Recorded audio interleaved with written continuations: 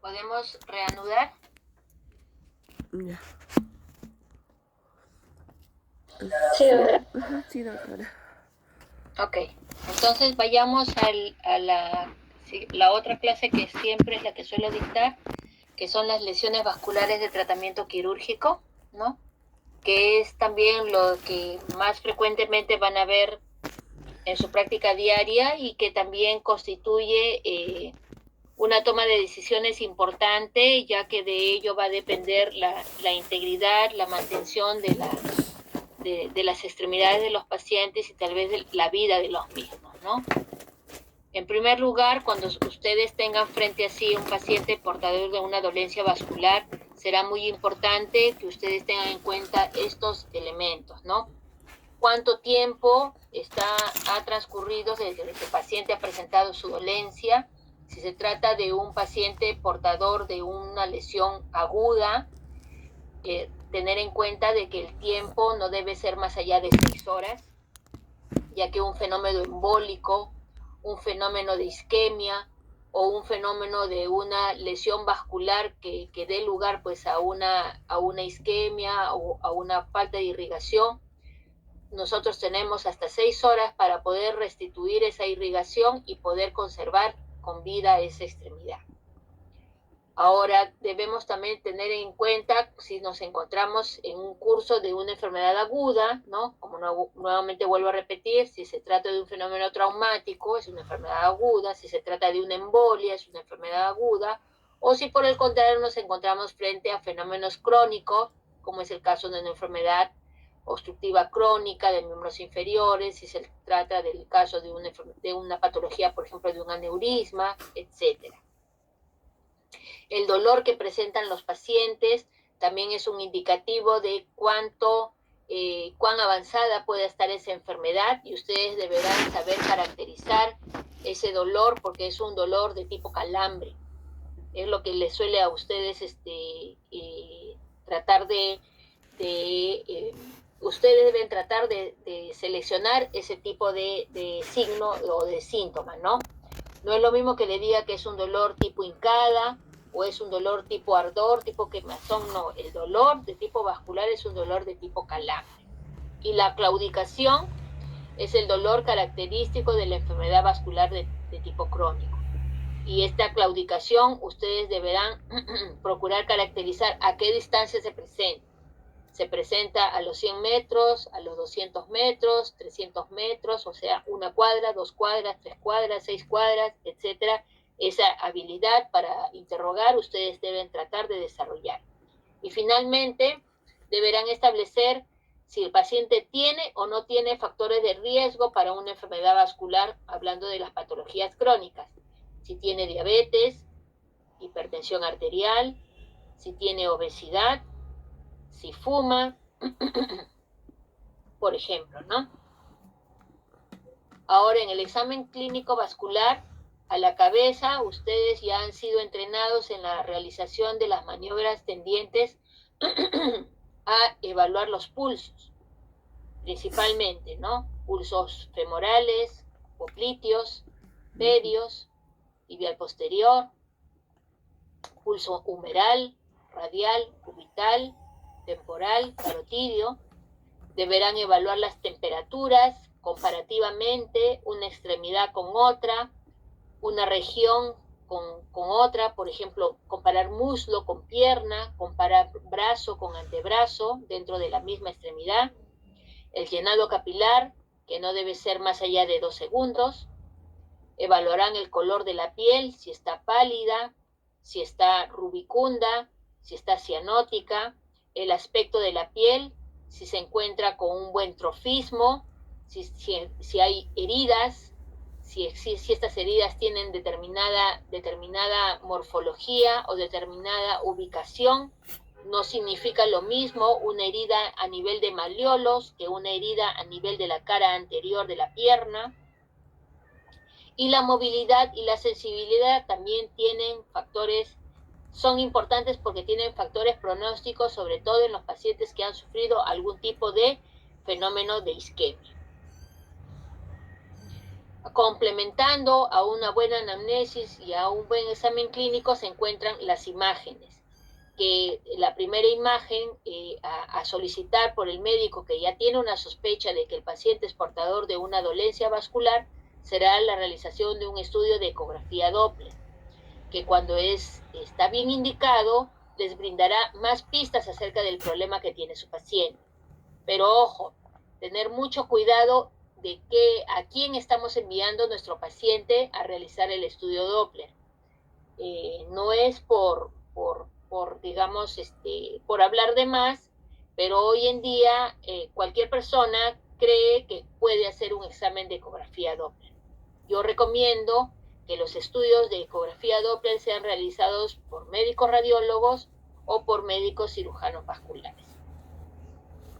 Si el estudio de ecografía Doppler les revela la presencia de una imagen sospechosa, ¿no? Por ejemplo, en este caso de una imagen de una obstrucción, ¿no? De una disminución del calibre, ya se pasa a la siguiente, al siguiente tipo de imagen, que ya sería pues la imagen que ya daría la mejor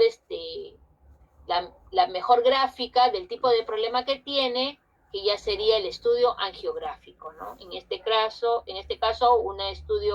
una angiografía por sustracción digital, que en este caso en específico nos está mostrando dos tipos de problemas, ¿no?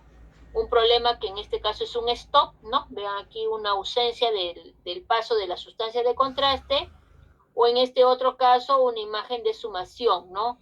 Una imagen de escape de contraste.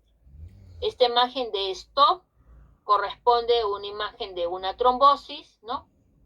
De una ausencia del flujo normal en esta arteria en particular, y esta imagen de sumación, de escape de sustancia de contraste, constituye a una imagen característica de un pseudoaneurisma. Bien, con respecto a lo que hacemos en cirugía vascular, hay que tener en cuenta que existen algunas maniobras que valdría la pena que ustedes conozcan.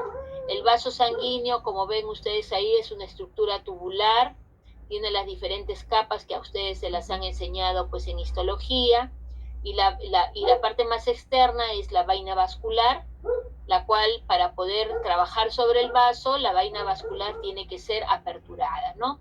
Se tracciona la vaina vascular, se apertura, y una vez que es abierta esa vaina vascular, este vaso sanguíneo es rodeado, ¿no? Por toda su circunferencia, y es cadalzado, ¿no? La colocación de una cinta umbilical, de un lino grueso o de un elemento que parece una liga, a esto se denomina cadalso. De esa forma nosotros tenemos ya el vaso listo, preparado para realizar la maniobra del clampaje. Y el clampaje puede ser de tipo transversal, como lo estamos observando aquí, o de tipo sagital, como lo estamos observando aquí. Debo mencionarles que para poder realizar la maniobra del clampaje no se puede utilizar cualquier tipo de pinza. El clampaje vascular que utilizamos nosotros en cirugía vascular de tipo reconstructivo, ¿no? Reparativo, es el clamp vascular, y el clamp vascular tiene la particularidad de no dañar las paredes del vaso, en primer lugar. En segundo lugar, deben ustedes tener en cuenta que para colocar un clamp vascular siempre se debe anticoagular al paciente. Colocamos un bolo de heparina de 5.000 unidades internacionales al menos 3 minutos antes de colocar el clamp vascular. Entonces, mientras yo ya estoy desecando el vaso, estoy aperturando la vaina vascular, tengo el vaso cadalzadito, ya en el momento que tengo el vaso cadalzado, le indico al médico anestesiólogo que me coloque el bolo de heparina, y este bolo de heparina colocado me va a permitir tener una anticoagulación de más o menos unas 4 horas, ¿no? Tiempo más que suficiente para que yo pueda realizar mis maniobras de reparación, de sutura directa, de anastomosis término terminal, de colocación de injerto, etcétera, etcétera, porque para poder realizar todas esas maniobras yo necesito tener al vaso anticoagulado. Entonces, pasan los 3 minutos y recién puedo colocar mi clamp en forma transversa o en forma sagital, ¿no?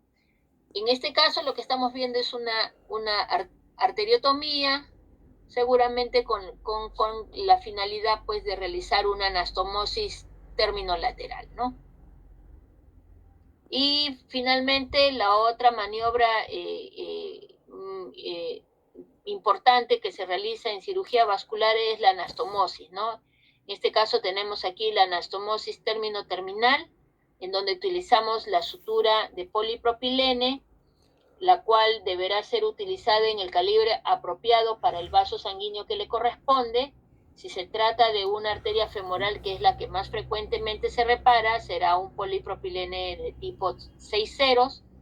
Y como ven ustedes aquí, se utiliza una sutura a las 12, ¿no? En horas 12, una sutura en horas 6, y se anuda aquí, y se comienza a hacer una sutura en surjet simple, ¿no? Con puntos, con una suficiente separación que me brinden una línea de sutura hermética sin producir daño en la pared del vaso, y al mismo tiempo también permitiendo un buen ajuste de la línea de sutura, ¿no? Se comienza de un lado, se da la vuelta, se termina por el otro lado, y una vez que he terminado de suturar todo, antes de anudar, retiro el clamp distal para que purgue el aire que ha quedado a este nivel, ¿no? Retiro el clamp distal primero, purgue el aire que ha quedado a este nivel, anudo y luego retiro el clamp proximal, ¿no? Para que de esa manera no vaya a quedar aire atrapado en el interior del lumen del vaso sanguíneo y vaya a dar estos problemas. Una vez que he terminado de anudar, ese es el momento de revisar la línea de sutura para poder observar de que no haya fugas de sangre, y en segundo lugar, debo comprobar de que el pulso a este nivel antes de la línea de sutura sea igual que el pulso al nivel después de la línea de sutura. Con eso estoy comprobando de que mi sutura está hermética, no hay fugas de sangre, y en segundo lugar que mi sutura está permeable, por lo tanto está bien hecha. Vayamos con el primer síndrome. El síndrome de isquemia aguda tiene 3 grandes causas que lo pueden dar lugar. Las causas embólicas, básicamente cardíacas, las causas trombóticas y las causas de tipo traumática. Las causas embólicas, ya sean por fibrilación auricular, por enfermedad valvular, por endocarditis, infarto agudo de miocardio, aneurismas, mixomas principalmente. Las causas trombóticas, fenómenos ateroscleróticos, aneurismas, hemorragia de placa, hipercoagulabilidad, éstasis sanguínea. Y las causas traumáticas, al igual como hablamos en traumatismo torácico, pueden ser penetrantes, puede ser de tipo de trauma contuso cerrado o puede ser por intervencionismo. Dicho sea de paso, en nuestro medio, debido al alto índice de violencia que existe, las causas más frecuentes de traumatismos vasculares vienen a ser las causas de tipo penetrante o de tipo contuso. En cambio, en otros países, como por ejemplo los países del primer mundo, las causas traumáticas más frecuentes suelen ser aquellas derivadas del intervencionismo, o sea, de la realización de procedimientos médicos intervencionistas, como los cateterismos. Cuando queremos diferenciar entre las causas de isquemia aguda, diferenciar las causas traumáticas es bien sencillo, pero se nos hace a veces un poco difícil diferenciar entre causas embólicas y trombóticas.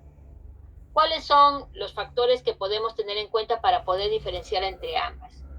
El factor procedencia. En el caso de la embolia, la detección es sencilla. En cambio, en el caso de la trombosis no hay ningún tipo de procedencia, ¿no? Porque el fenómeno trombótico se produce en la misma zona de la obstrucción. El factor claudicación en la embolia es rara, en cambio la trombosis es frecuente, porque la claudicación es un signo propio de la enfermedad aterosclerótica. A nivel de signos físicos, en la embolia vamos a tener pulsos proximales y pulsos contralaterales normales. En cambio, en la trombosis voy a tener signos de enfermedad vascular periférica, ipsolateral y contralateral, porque hay aterosclerosis. Y a nivel de la angiografía, en la embolia no voy a tener o va a haber una mínima aterosclerosis, la zona de determinación es brusca, hay pocas colaterales, oclusiones múltiples. En cambio, a nivel de la trombosis va a haber enfermedad aterosclerótica difusa, afinamiento y terminación irregular, circulación colateral bien desarrollada. ¿Qué hacemos frente al caso de una embolia? Hacemos la maniobra de la tromboembolectomía y para eso utilizamos este tipo de insumo, ¿no? El catéter de tromboembolectomía o denominado también catéter de Fogarty. Este catéter, como ustedes lo ven, vienen en diferentes colores y esos colores obedecen a diferentes calibres. Más delgaditos, arterias más delgaditas, más gruesos, arterias más gruesas. Y tienen un globo que se infla y se desinfla a voluntad, de tal manera que este catéter ingresa con el globo desinflado en el interior de la arteria que está obstruida por el émbolo. Lo hacemos ingresar, ingresa, traspasa la zona donde supuestamente está la zona obstruida, inflamos el catéter y luego empezamos a hacer una tracción, ¿no? Tratando de que retrógradamente el catéter con su globo infladito traiga a través de la zona de la apertura de la arteria ese émbolo, ¿no? Ese coágulo que se encuentra ahí colocado y pueda ser retirado. Es bien importante, como ya les había mencionado, que esta detección del fenómeno de la isquemia sea detectado y tratado antes de las 6 horas. Y de la misma manera también es importante que las maniobras de la tromboembolectomía también sean hechas tempranamente para que este émbolo no se organice y por lo tanto también pueda ser retirado, porque cuando este émbolo se organiza, ese coágulo se endurece, ya no es tampoco tan fácilmente retirado con el catéter de embolectomía. Hablemos del traumatismo vascular. A ver, un ratito. Voy a prender la luz.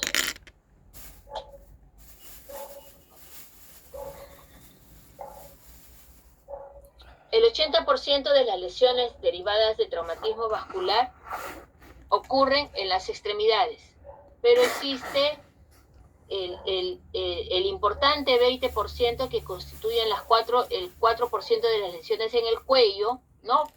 Cuya topografía corresponde a las arterias que irrigan pues el cerebro, y el otro 16% que corresponden a las arterias del tórax, que son las arterias tan importantes como la aorta, la arteria pulmonar, etcétera, o al abdomen, que corresponde pues la aorta abdominal, ¿no? O la vena cava inferior, que son lesiones mortales, ¿no? Potencialmente mortales.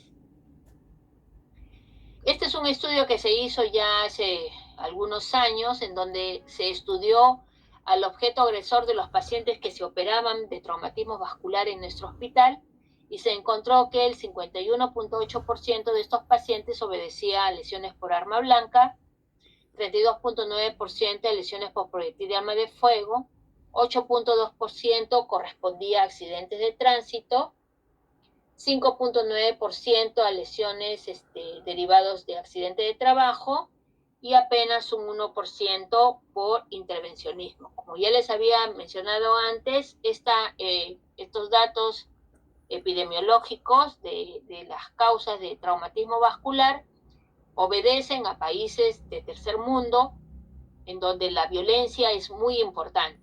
En países de primer mundo, donde los índices de criminalidad son bastante más bajos, las lesiones traumáticas vasculares obedecen más bien a este tipo de factor, ¿no?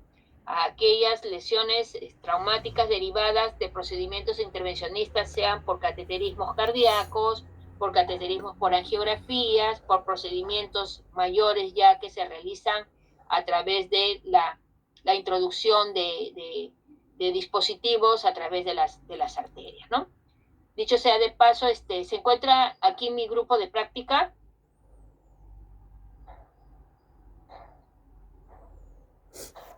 ¿Está mi grupo de práctica? Imagino que sí. Sí, doctora. ¿Quién contestó? Débora. Débora, ¿qué tal? Entonces, datos epidemiológicos no se olviden de incluirlos, por favor, en lo de el tema de seminario, porque hemos hablado de trauma vascular para el seminario, ¿no?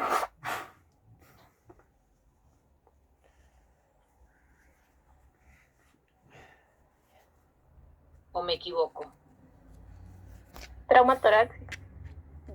¿No fue trauma vascular?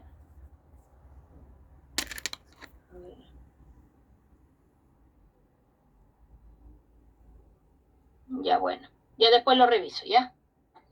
Ok.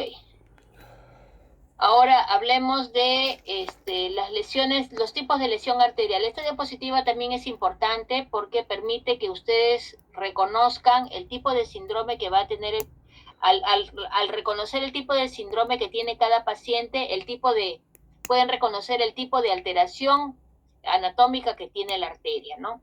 Si el paciente tiene un fenómeno de laceración, ¿no? Una sección incompleta de la arteria, este paciente va a cursar con un hematoma en expansión o con una hemorragia externa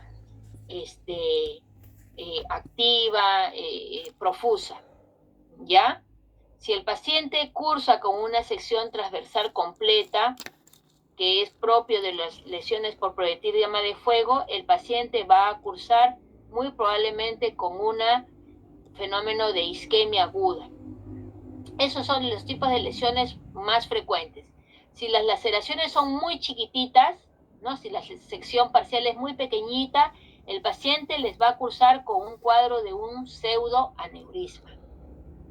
Las contusiones, las fístulas arteriovenosas y los espasmos también pueden presentarse, pero como ustedes los ven ahí, en unos porcentajes muchísimos menores.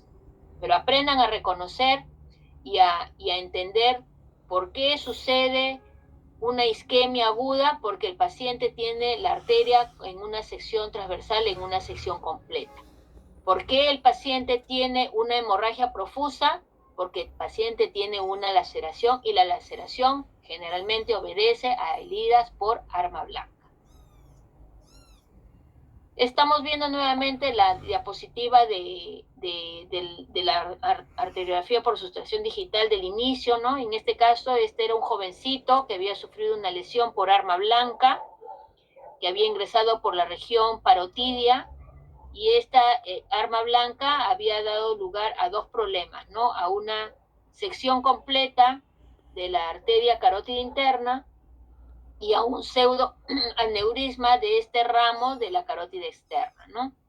Y el paciente cursaba con cuadros de hemorragia profusa de forma periódica, ¿no? La razón por la cual se hizo la arteriografía era porque el paciente sangraba con cierta frecuencia y no se entendía muy bien por qué, ¿no? Y es más, el paciente no estaba siendo manejado por nosotros. El paciente, como tenía herida a nivel de la región parotidia, estaba siendo manejado por cabeza y cuello. Nos hacen la interconsulta a nosotros, evaluamos, vemos la zona por donde ingresa el arma blanca ingresa por la región parotidia, la herida, mejor dicho, había ingresado por la región parotidia, pero nunca nos imaginamos que íbamos a encontrar esto aquí, ¿no? Había ingresado por acá, había hecho una laceración de esta arterita, pero había mutilado, pues, la carótida interna. Pero este paciente, como era muy jovencito, no había presentado ningún tipo de deterioro de tipo neurológico. ¿Por qué? ¿Por qué creen, chicos, que no había presentado ningún tipo de deterioro neurológico a pesar de que tenía mutilada la arteria carótida interna? ¿Por qué? Porque había otras arterias que... ¿Las colaterales, doctora? Ajá. ¿Cuáles colaterales? Las vertebrales, pues. Las ¿Con vertebrales. quién se anastomosa la carótida interna? ¿Dónde se anastomosa la carótida interna? Con las vertebrales para el polígono de Willis. No. A ver, hay 40 pensantes aquí.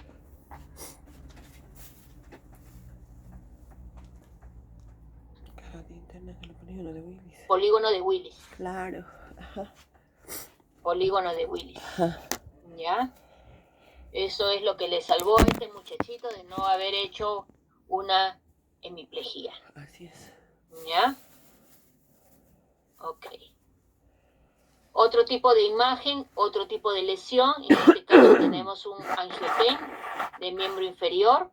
Estamos observando el fémur, ¿no? Esta es la pelvis, el fémur.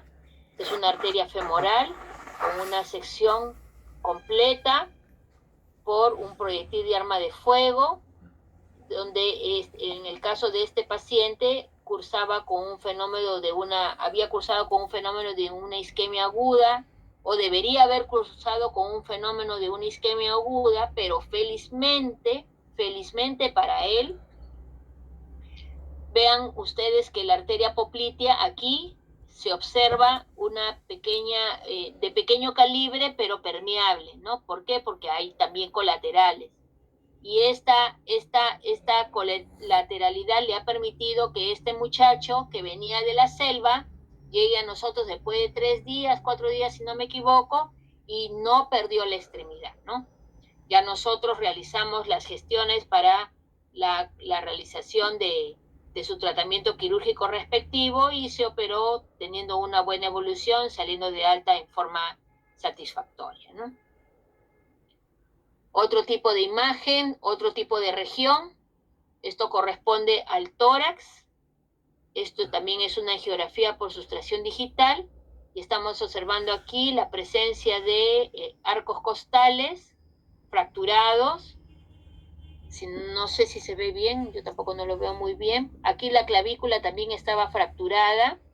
Esto es la arteria subclavia. Y a este nivel, la arteria subclavia, que debería ser de este grosor, se ve adelgazada y una parte del flujo continúa, pero otra parte del flujo se está escapando y llena este saco. Esto corresponde a una paciente que sufrió un accidente de tránsito en donde se produjo un traumatismo torácico con fracturas costales múltiples, fractura de clavícula y una sección incompleta, muy pequeña, ¿no? Una laceración muy pequeña de la arteria subclavia correspondiente con la formación de un pseudoaneurisma de arteria subclavia del lado derecho.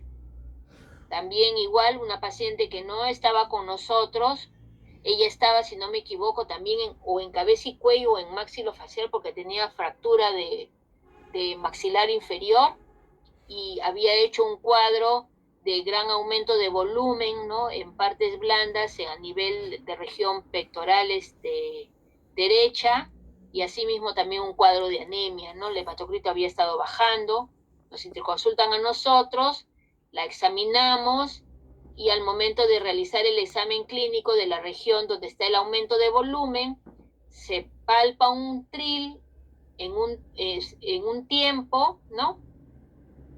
Se palpa un pulso y se oculta un soplo de tipo sistólico. Signos clínicos propios de la formación de un pseudoaneurisma, el cual es corroborado mediante el estudio angiográfico.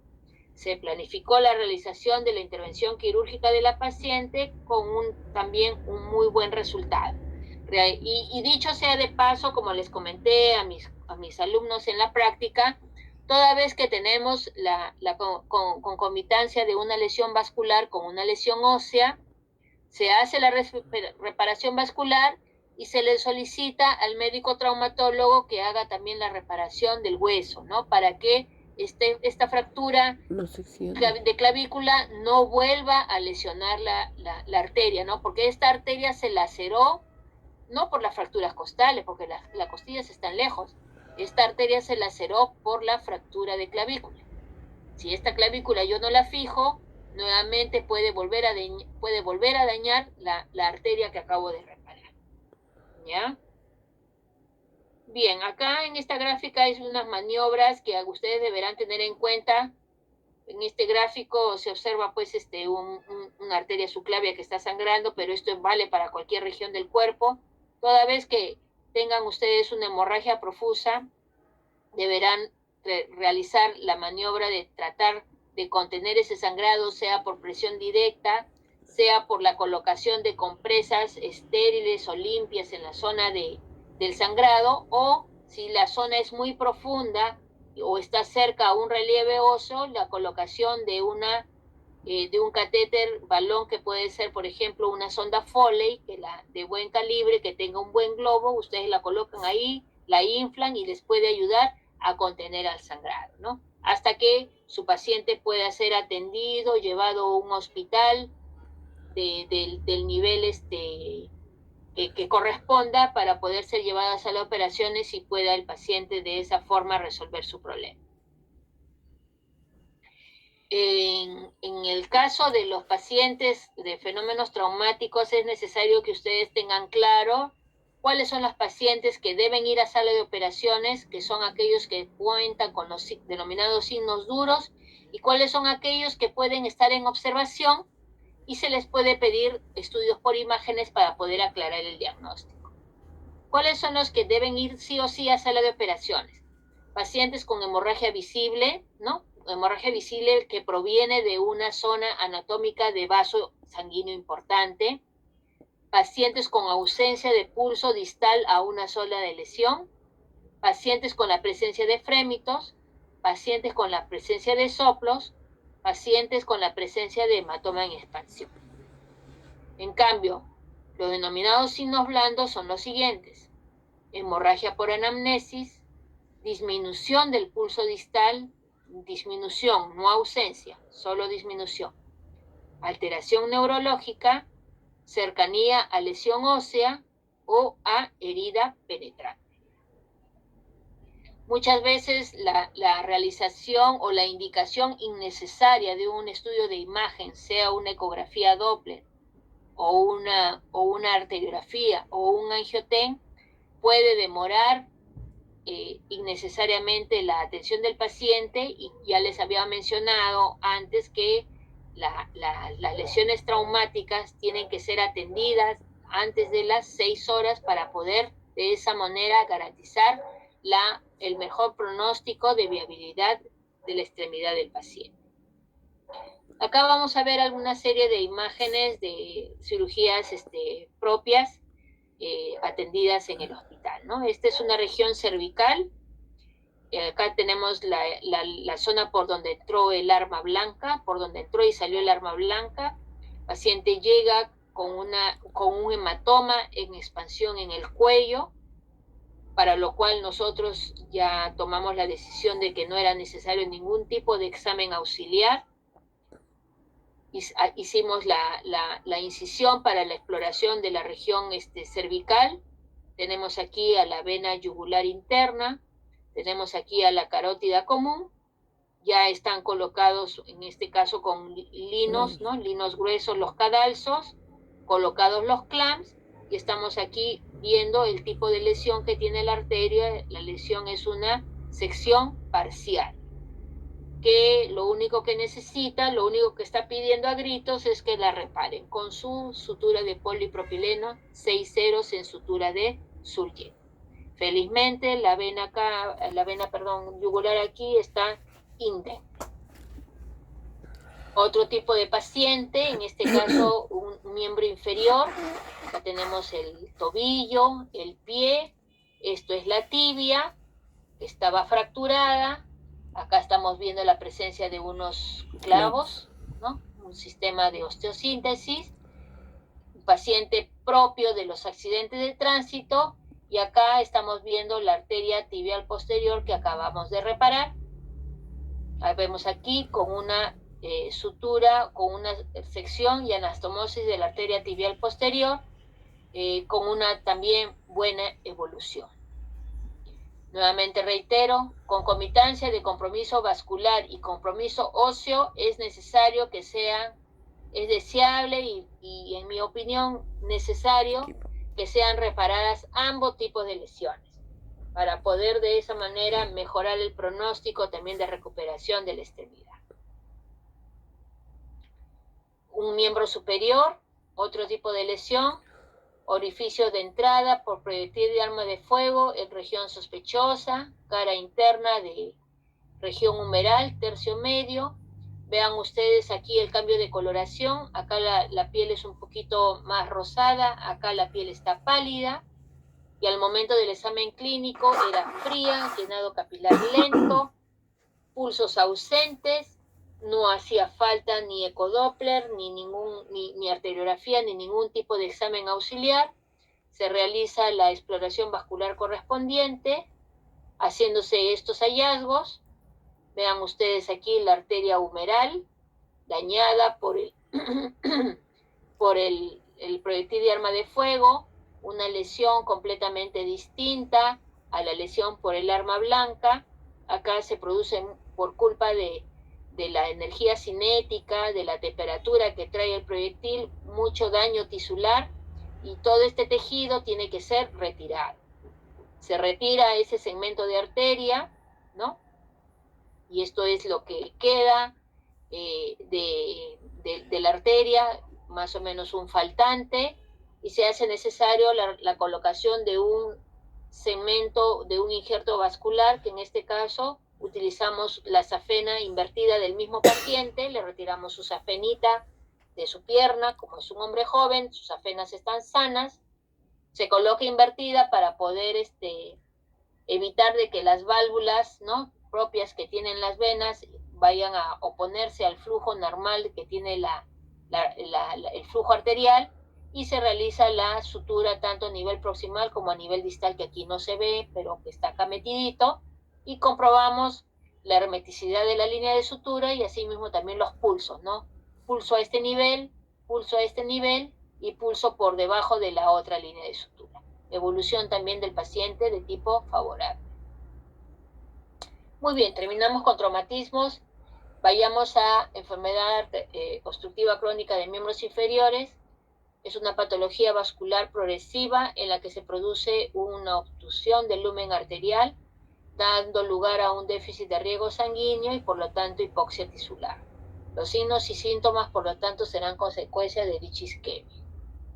La distribución, muy parecida a lo que es el fenómeno traumático, también en primer lugar el sector femoral hipopliteo, segundo lugar el sector aortoilíaco, tercer lugar sector tibio peroneo. Esta diapositiva sirve para que ustedes tengan en cuenta que los pacientes que son portadores de enfermedad arterial de miembros inferiores también son portadores de enfermedad arterial crónica en coronarias, en carótidas y a nivel de los vasos que son ramas de la aorta abdominal, de renales, de mesentérica superior o de tronco celíaco, pudiendo tener en algún momento de su vida algún tipo de evento derivado de dichas enfermedades. La incidencia es mayor en hombres y de mayores de 70 años también. Esta clasificación es antigua, pero sigue vigente. La clasifica a esta enfermedad en 4 niveles. El nivel 1 es aquel paciente que no tiene síntomas. En el nivel 2 se encuentra el paciente que ya tiene claudicación intermitente. Será un 2A cuando la distancia de caminata a la cual el paciente presenta claudicación es mayor de 150 metros. Será un 2B cuando la distancia de caminata a la que el paciente presenta claudicación será menor de 150 metros. Será un estadio 3 cuando el paciente presenta dolor en reposo, es el denominado dolor isquémico en reposo o denominada isquemia crítica. Y será un estadio 4 cuando ya el paciente comience a presentar lesiones de tipo necrótico. Esto es una forma que no es muy poco frecuente, en la cual los pacientes llegan a las emergencias cuando ya no hay mucho que ofrecer, casi nada que ofrecer, y es lo que debemos procurar evitar en nuestros pacientes, ¿no? Si sabemos que nuestros pacientes tienen factores de riesgo como hipertensión, diabetes, fuman, tienen trastornos de dislipidemia o son tabaquistas, etcétera, son obesos, primero tratar de corregir esos factores de riesgo y en segundo lugar siempre hacerle seguimiento frente a la posibilidad de controlar su enfermedad arterial de miembros inferiores para evitar qué cosa, que lleguen a quemar etapas y aparezcan cuando ya tengan problemas, estén en un estadio 4 donde ya no tengamos nada que ofrecer. El paciente que de repente esté con una indicación de algún tipo de revascularización, se le solicitará pues un estudio angiográfico y ese estudio angiográfico puede revelarles imágenes parecidas a estas, ¿no? Vasos arrosariados con zonas de estenosis, zonas en las cuales las terminaciones son en punta de lápiz, circulación colateral, etcétera, ¿no? Nuevamente, vasos arrosariados, irregulares, presencia de circulación colateral, puntas afiladas de lápiz y aquí ya completamente ausencia ya de la anatomía normal, ¿no? Probablemente aquí ya no hay nada que ofrecer, aquí de repente no tanto, tal vez algún tipo de procedimiento a lo mejor de tipo paliativo. Cuando se indica tratamiento quirúrgico en los pacientes, cuando los pacientes se encuentren con dolor isquémico en reposo o si encuentran o si tienen necrosis tisular, pero deben tener deben ser de preferencia lesiones localizadas, no muy grandes, ¿no? Deben ser todavía pequeñas. Es lo que todavía se considera como indicativo para poder realizar el tratamiento quirúrgico de esos pacientes. Si nosotros tomamos un paciente con una lesión necrótica y queremos hacer solamente tratamiento de la necrosis, como por ejemplo una curación o una amputación menor sin resolver el problema de la falta de irrigación, esa curación, esa amputación menor no va a dar resultado. Es necesario hacer la revascularización primero y luego proceder con la amputación menor o la curación a la que nosotros querramos realizar, cuando el paciente ya se encuentra en un estadio 4. Y los procedimientos que se pueden indicar pueden ser procedimientos, por ejemplo, de angioplastía o pueden ser procedimientos de cirugía abierta como la colocación de prótesis vasculares.